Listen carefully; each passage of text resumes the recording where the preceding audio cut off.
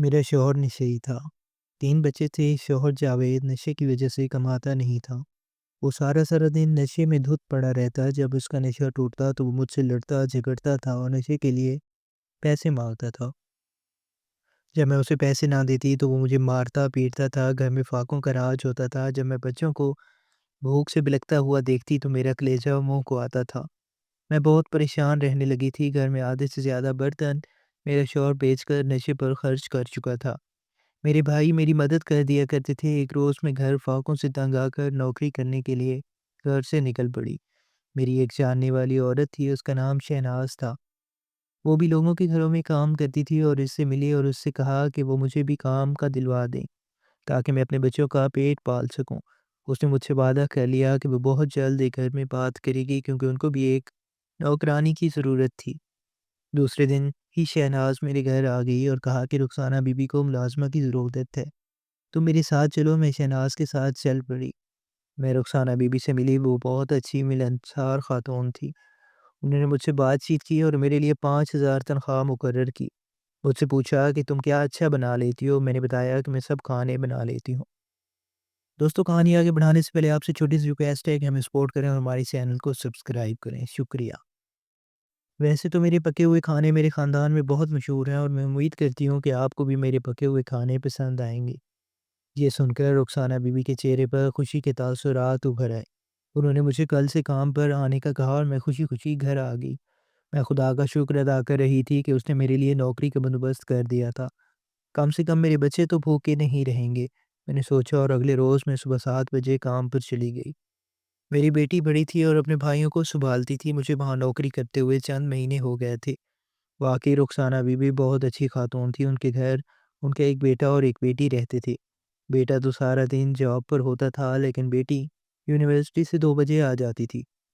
ان کے خاوند بیرون ملک ہوتے تھے۔ وہ سال میں 1-2 بار گھر کا چکر لگاتے تھے۔ ان کے گھر میں دنیا کی ہر سہولت میسر تھی۔ دولت کی ریل پیل تھی۔ ان کے گھر میں ایک بوڑھا ملازم بھی تھا جو باہر کے کام کرتا تھا۔ ایک روز مالکن نے مجھے اپنے کمرے میں بلایا اور کہا کہ زویا، آج ہمارے گھر خاص مہمان آ رہے ہیں، سارا کھانا تم نے بنانا ہے۔ میں دیکھنا چاہتی ہوں تم کیسے کھانا پکاتی ہو۔ میں نے اکرم کو سامان لینے کے لیے بھیج دیا ہے۔ فکر مت کرو، اگر تمہیں دیر ہو گئی تو میں تمہیں الگ سے پیسے دوں گی۔ میں نے حامی بھر لی۔ تھوڑی دیر کے بعد بوڑھا ملازم اکرم سامان لے آیا۔ میں نے کام سے فارغ ہوتے ہی کھانا بنانا شروع کر دیا۔ رخسانہ بی بی اپنے کمرے میں ہی تھی۔ مہمانوں نے شام کو آنا تھا، اس لیے مجھے کھانا بناتے ہوئے شام ہو گئی تھی۔ رخسانہ بی بی نے کئی قسم کی ڈشیں بنوائی تھی اور جب انہوں نے ٹیسٹ کی تو وہ بہت خوش ہوئیں اور میرے ہاتھوں سے بنے ہوئے کھانے کی بہت تعریف کی۔ پھر انہوں نے مجھے 500 روپے دیے اور میں گھر آ گئی۔ میں بہت خوش تھی۔ مجھے تنخواہ کے علاوہ 500 روپے مل گئے تھے۔ رخسانہ بی بی نے کہا تھا کہ میں جس دن کھانا بناؤں گی تو وہ مجھے اس کے ایکڑ 500 روپے دیں گی۔ جب میں اگلے روز کام پر گئی تو رخسانہ بی بی نے مجھے اپنے کمرے میں طلب کر لیا۔ وہ بہت خوش تھی، کہنے لگی، زویا، تمہارے بنائے ہوئے کھانے مہمانوں کو بہت پسند آئے تھے۔ میں چاہتی ہوں کہ تم اب میرے لیے کھانے بنایا کرو، میں تمہیں ان کے ایکسٹرا پیسے دوں گی۔ کیا کہتی ہو؟ یہ کہہ کر انہوں نے میری طرف دیکھا۔ ٹھیک ہے باجی، جیسا آپ کہیں گی میں ویسا ہی کروں گی، میں نے جواباً کہا، کیونکہ مجھے تو پیسوں سے غرض تھی۔ پیسہ آج ہر انسان کی ضرورت ہے۔ مہنگائی آسمان کو چھو رہی ہے، ایسے میں کون ایسا ہوگا جو پیسوں کو ٹھکرائے گا؟ رخسانہ بی بی نے کہا کہ تم کام کر لو، میں سامان منگوا لیتی ہوں، میں نے کچھ منگوانا ہے۔ رخسانہ بی بی نے دوپہر تک مختلف ڈشوں کا سامان منگوا لیا اور خود بھی میرے ساتھ مل گئی۔ ہم نے 2 گھنٹے کے اندر اندر مختلف قسموں کی ڈشیں تیار کر لیں۔ پھر میں نے ایک عجیب بات دیکھی۔ رخسانہ بی بی نے ساری ڈشیں میز پر رکھ دی اور اپنے کمرے سے موبائل فون اٹھا لائی۔ انہوں نے سب ڈشوں کی تصویریں بنا لی۔ پھر مجھ سے کہا، یہ ساری ڈشیں فریج میں رکھ دو۔ مجھے حیرت تو ہوئی لیکن میں نے کوئی سوال نہ کیا اور ساری ڈشیں فریج میں رکھ دی۔ شاید وہ تھوڑا تھوڑا کر کے کھانے کا ارادہ رکھتی تھی۔ اسی دوران رخسانہ بی بی نے بوڑھے ملازم اکرم کو بلایا اور اسے پیسے دے کر اپنے لیے باہر سے کھانا منگوایا۔ مجھے حیرت تو بہت ہوئی لیکن میں خاموش رہی۔ حسب وعدہ مجھے 500 روپے دیے اور میں شام کو گھر آ گئی۔ اگلے روز میں کام پر گئی۔ مجھے کام کرتے ہوئے تھوڑی ہی دیر ہوئی تھی کہ رخسانہ بی بی نے مجھ سے ٹھنڈا پانی مانگا۔ میں نے فریج کھولا تو میں حیران رہ گئی کیونکہ فریج میں کھانے کی ڈشیں ویسی کی ویسی پڑی تھی۔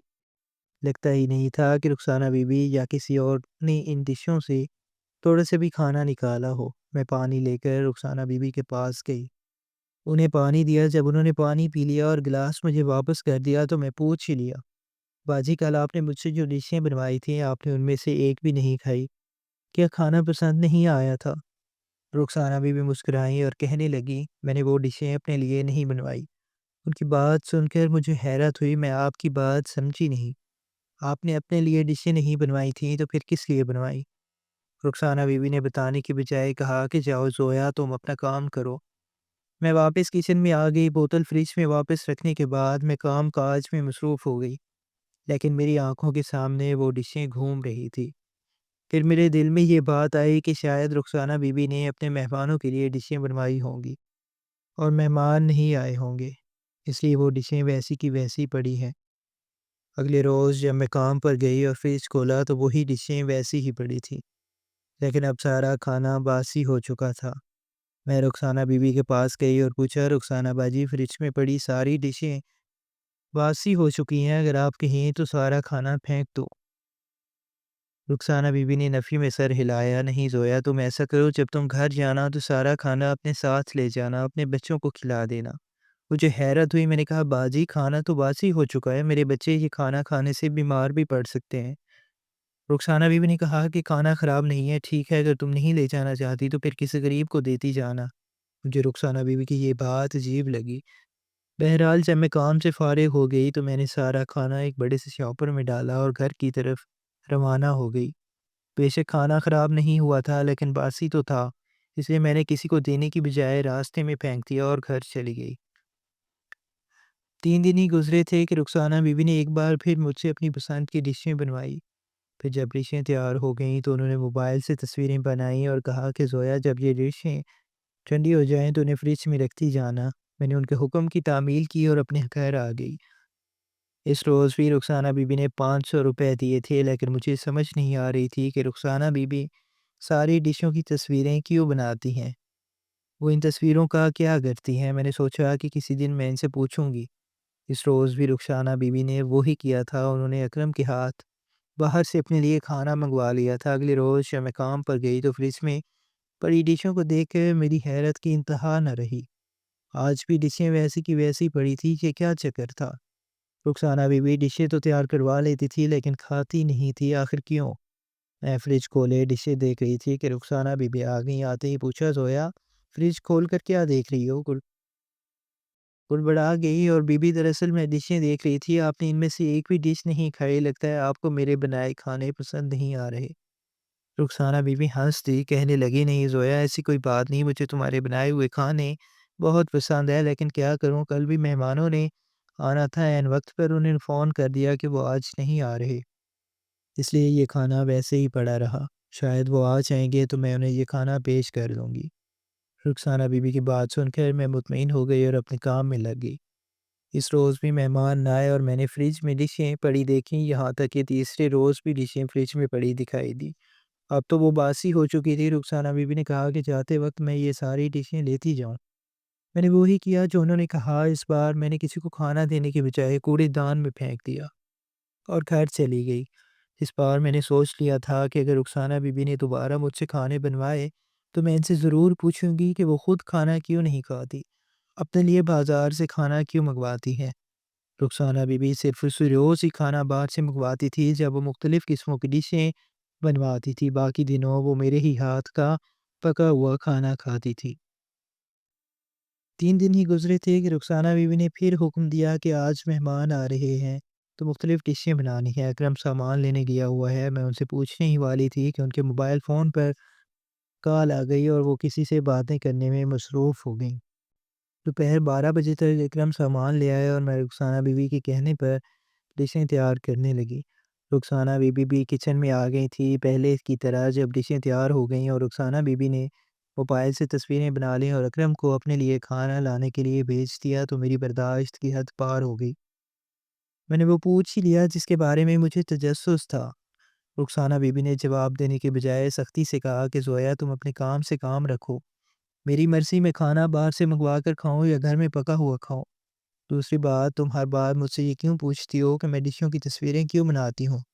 ہر بات کا جواب دینا ضروری نہیں ہوتا۔ آئندہ تم نے مجھ سے یہ سوال نہیں کرنے، ورنہ مجھے مجبوراً تمہیں نوکری سے فارغ کرنا پڑے گا۔ رخسانہ بی بی کو میں نے آج پہلی بار سختی سے بات کرتے ہوئے دیکھا تھا۔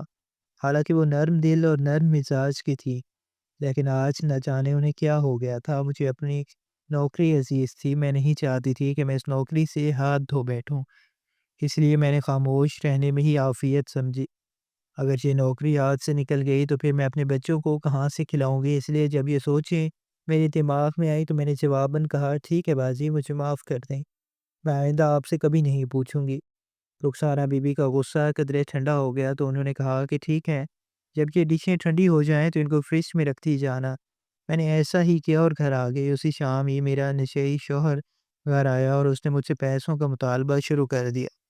میں اس روز رخسانہ بی بی سے پیسے نہیں لائی تھی، شاید وہ مجھے پیسے دینا بھول گئی تھی، اس لیے میرے خرچے کے تھوڑے پیسے بچے تھے۔ جب میں نے انکار کیا تو جاوید نے مجھے مارنا شروع کر دیا، گھر کے برتن زمین پر گرانا شروع کر دیے۔ اسے ایسا کرتے دیکھ کے بچے بھی بہت روئے۔ بالآخر وہ گلدان میں پڑا 100 روپیہ اٹھا کر لے گیا۔ میں رونے بیٹھ گئی، میری قسمت میں نشئی شخص لکھا تھا۔ جب میری جاوید سے شادی ہوئی تھی تو تب تو وہ ٹھیک تھا، نشہ نہیں کرتا تھا، کماتا تھا، جس سے ہم خوشحال زندگی گزار رہے تھے۔ جب میرا تیسرا بچہ پیدا ہوا تو جاوید بری صحبت کا شکار ہو گیا۔ اس کے دوستوں نے اسے نشے کی لت لگا دی اور آج جاوید کو نشہ کرتے ہوئے 1 سال ہو گیا تھا۔ نشے کی وجہ سے اس نے کام کرنا چھوڑ دیا تھا، جس کی وجہ سے ہمارے حالات دن بدن خراب تر ہوتے گئے تھے۔ اگر میرا بھائی میری مدد نہ کرتا تو اب تک ہم بھوک کی وجہ سے مر چکے ہوتے۔ میں نے اس روز کے بعد رخسانہ بی بی سے دوبارہ ڈشوں کے حوالے سے پوچھنا چھوڑ دیا تھا۔ حالانکہ اس کے بعد بھی انہوں نے مجھ سے کئی ڈشیں بنوائی تھی اور اگلے روز میں ان ڈشوں کو فریج میں پڑا دیکھتی تھی۔ پھر جب تیسرے روز وہ باسی ہو جاتی تو مجھے لے جانے کا کہہ دیتی۔ ایک دن رخسانہ بی بی کی بیٹی مریم کی پسند کی ڈش بن رہی تھی اور نمک ختم ہو گیا تھا۔ میں نے رخسانہ بی بی کے کمرے میں گئی تو میں نے انہیں موبائل پر مصروف دیکھا تھا۔ ان کے چہرے پر مسکراہٹ تھی، وہ بڑی خوش نظر آ رہی تھی۔ خود سے کہہ رہی تھی کہ رخسانہ، اگر اسی طرح چلتا رہا تو تم ایک دن بہت مشہور ہو جاؤ گی۔ مجھے ان کی بات سمجھ میں نہیں آئی تھی، وہ ایسا کیا کام کر رہی تھی کہ جس سے وہ مشہور ہو جائیں گی۔ رخسانہ بی بی کی نظر جب مجھ پر پڑی تو وہ چپ ہو گئیں اور مجھ سے پوچھا، کیا بات ہے زویا، کیوں آئی ہو؟ میں نے بتایا کہ باجی وہ نمک ختم ہو گیا ہے، وہ منگوا کر دیں۔ رخسانہ بی بی نے اکرم سے کہہ کر نمک منگوا دیا۔ کام کرتے وقت میرے دماغ میں رخسانہ بی بی کے الفاظ گونج رہے تھے۔ مجھے بھی مشہور ہونے کا شوق تو تھا، لیکن میں پڑھی لکھی نہیں تھی، نہ ہی مجھے سوشل میڈیا استعمال کرنا آتا تھا۔ جب شعور کی دنیا میں داخل ہوئی تو اپنے ارد گرد غربت ہی پائی۔ اماں نے بڑی مشکل سے پالا پوسا، جوان ہوتے ہی میری جاوید سے شادی کر دی تھی۔ میں یہ جاننے کے لیے بے چین تھی کہ رخسانہ بی بی کیسے مشہور ہوتی ہیں۔ ایک خیال آیا کہ شاید وہ ٹی وی ڈراموں میں کام کرنا چاہ رہی ہوں گی، دوسرا خیال آیا کہ شاید وہ فلموں میں آ رہی ہوں۔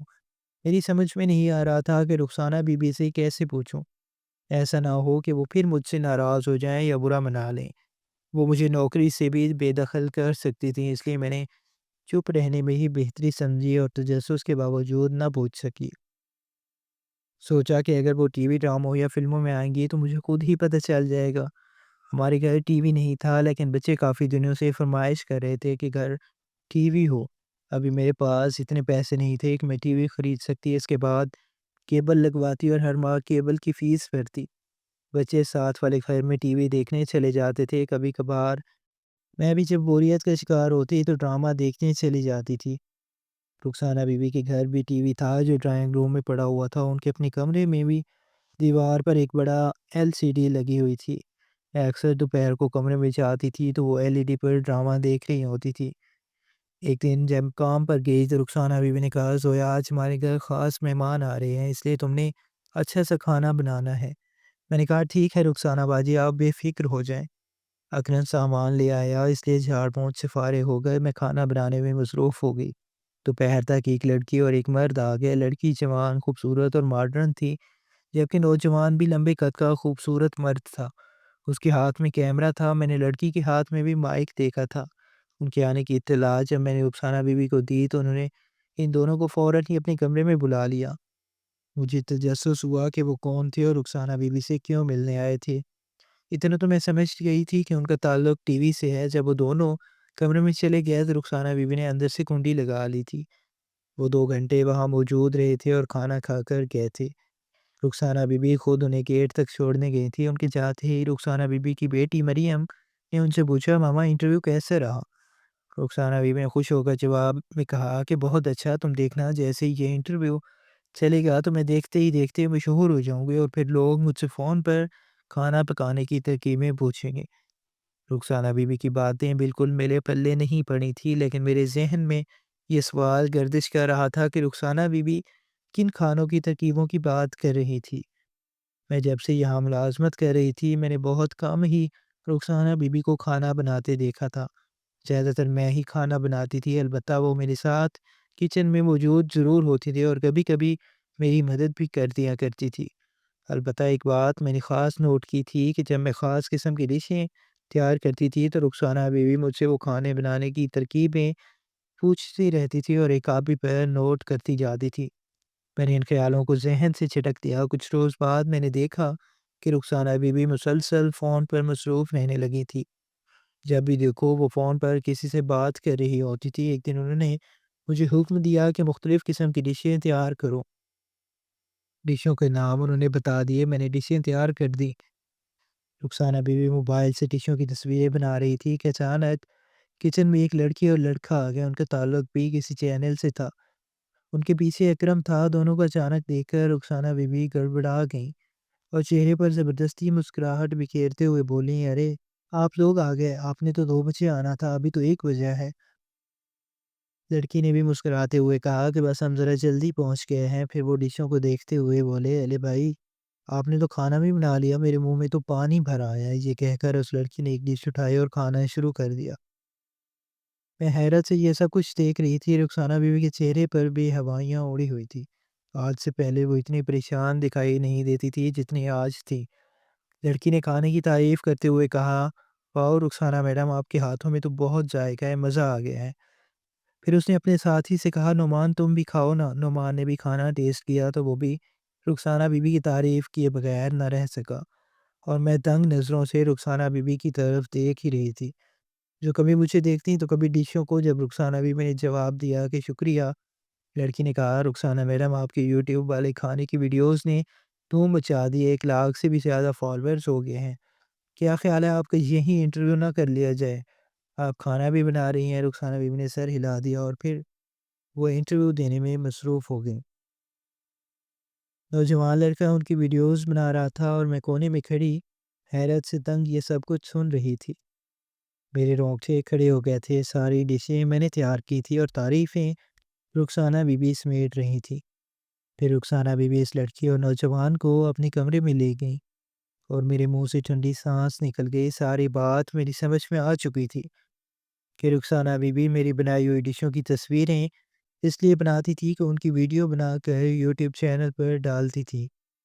ان ویڈیوز میں وہ لوگوں کو کھانا بنانے کی ترکیبیں بتاتی تھی اور لوگ ان کی ویڈیوز کو بہت پسند کرتے تھے۔ لوگ انہیں فون کر کے ان سے کھانے بنانے کی ترکیبیں بھی پوچھتے تھے۔ مجھے بے حد دکھ ہوا تھا کیونکہ بے شک سامان رخسانہ بی بی کا ہوتا تھا، لیکن محنت تو میری ہی ہوتی تھی اور اس کا سارا کریڈٹ رخسانہ بی بی لے جاتی تھی۔ جب ٹی وی چینل والے چلے گئے تو رخسانہ بی بی نے مجھے اپنے کمرے میں بلا لیا۔ ان کے چہرے پر شرمندگی کے تاثرات سے انہوں نے مجھے اپنے پاس بٹھایا اور بولی، سویا میں جانتی ہوں کہ سب جان کر تمہیں بے حد افسوس ہوا ہو، لیکن میں مشہور ہونا چاہتی تھی۔ جب تم نے مجھے بتایا تھا کہ تم کھانے بہت اچھے بنا لیتی ہو تو میں نے اپنا چینل بنا لیا تھا اور ساری تصویروں کی ویڈیو بنا کر چینل پر شیئر کر دیتی تھی۔ تم میرے لیے کام کرتی رہو، میں تمہیں اس کے پیسے دیتی رہی ہوں گی۔ میرے پوچھنے پر رخسانہ بی بی نے بتایا کہ میں وہ ڈشیں اس لیے نہیں کھاتی تھی کیونکہ مجھے مرچیں کھانا منع ہے، اسی لیے میں بازار سے کھانا منگوا لیتی تھی۔ میں سوچتی ہوں کہ امیر لوگ شہرت حاصل کرنے کے لیے کیا کچھ کرتے ہیں، محنت کسی اور کی ہوتی ہے اور سارا کریڈٹ وہ لے جاتے ہیں۔ کاش امیر لوگ کسی کی محنت پر ہاتھ صاف کرنے سے پہلے سوچ لیں کہ ایسا کرنے سے ان کا ضمیر مطمئن ہو جاتا ہے۔